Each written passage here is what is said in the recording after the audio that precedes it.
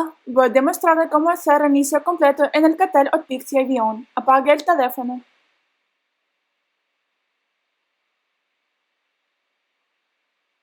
Después presione y mantenga presionados el botón de encendido y la tecla de volumen superior durante unos segundos. Use la tecla de volumen el botón de encendido para seleccionar Factory Reset. Después seleccione Yes. Su dispositivo ahora se reiniciará. Exitosamente, el reinicio completo se ha completado. Suscríbase a nuestro canal en YouTube y aprecie el video.